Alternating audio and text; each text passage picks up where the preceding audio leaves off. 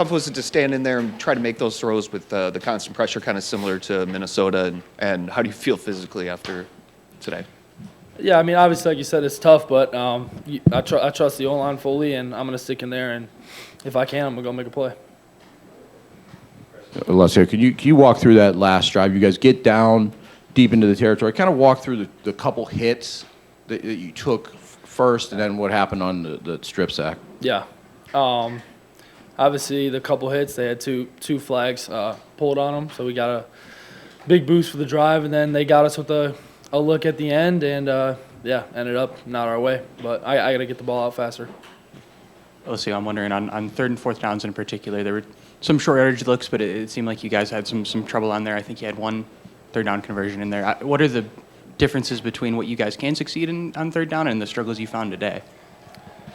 Like you said, we had some struggles, but I think it's just execution. I think we just need to execute at a better level, and they were giving us some tough looks, but it goes down to us, all about us and our execution. When you're on the field, you're the leader on the field. Yes, the sir. team is coming back to the huddle. From a psychological standpoint, what's the glass half full attitude that you have when you're pushing the team and trying to get the outcome you want? Yes, sir. It's just keeping that positive attitude at all times. When things aren't going your way, there's no point to get negative. That's not going to help at all. I think just keeping that positivity, keeping the guys going, keeping that energy up, just talking to them, like I said, just high-fiving everyone, keeping everyone going. I think just keeping that positive energy helps, yeah. Alessio, when did you know for sure that it was going to be your game all the way through today? We were going through the week, and it was earlier in the week. I'm not sure exactly what day, to be honest, but earlier in the week this week. Yep. Taking away the sack yardage at less than 100 yards today on called pass plays, how do you fix that before the Iowa game? Like I said, for another question, it goes down to execution. I think we're putting in good work, and then throughout the week, I think we're putting in good work. We just need to execute on game day and just finish better.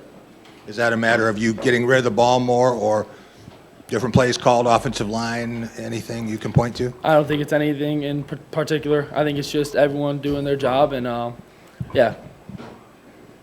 We do both. Yeah, we'll take questions for Alessio or Alex now. Alex over here on the side. Can you describe what you guys, I guess, the defensive effort you guys put together today? And did it feel like just the amount of time they had on the field just kind of wore you guys down a little bit late?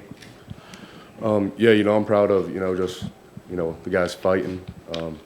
That's the price of admission, just to get on the field is to fight and to, give it everything you got. It stings. It's a bitter pill to swallow, not being able to get the job done. But, going from here, there is no choice other than to keep going. And, we'll get through to the other side. Mm-hmm.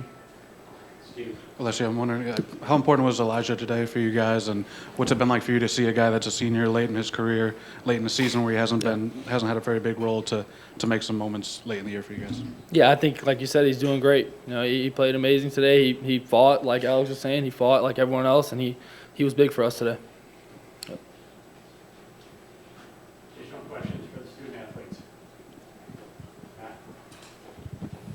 When Elijah rips off that 57-yarder in the first play, what were you guys feeling offensively to pop that one? Is that a play you guys had during the week? You knew you were going to run first snap.